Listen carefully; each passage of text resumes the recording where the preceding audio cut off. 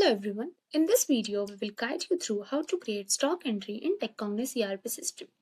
The stock entry screen is used whenever there is a need to record any movements of stock in ERP system. First, navigate to Inventory and Logistics module from the left-hand menu, click on Stock Entry. Once you click on Stock Entry, the Stock Entry list screen is displayed. At the top, you will find the Date filter and Stock Entry Type filter. Using this filter, you can quickly search and view the stock details of a specific type. You will find the Add button in the right-hand side. Click on the button to create a new stock entry. Once you click on the button, the Add Stock Entry screen is displayed. It has two main sections, Document Details and Add Item Details. First, let us look at the document details. Document number is auto-generated by the system. Then document date is auto-generated by the system, but the users can change it if needed. Next, select the stock entry type. Here, the user selects the type of stock entry. The selected type determines how the stock movement will be processed in a system and which documents can be selected next. We provide different types of stock entries based on the nature of stock movement. First is goods issue. Is used to transfer material request for raw materials. Goods receipt used to receive stock directly into a warehouse. Goods transfer is used to transfer material request for raw materials after submitting production.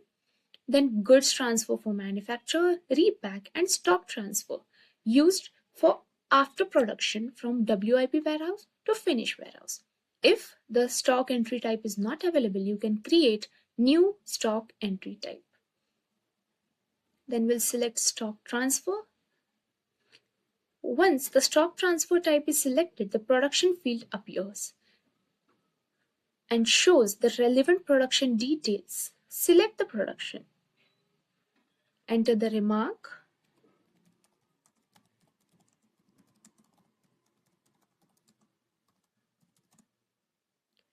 After completing the document information, the users can view and manage item details with the following fields: item name, UOM, company location, source warehouse, target warehouse, batch code, batch manufacturing date, batch expiry date, transfer quantity, production quantity.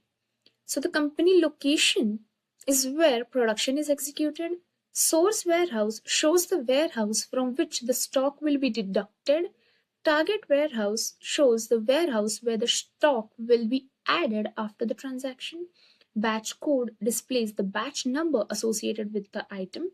Transfer quantity represents the actual quantity being issued and transferred in the current stock entry.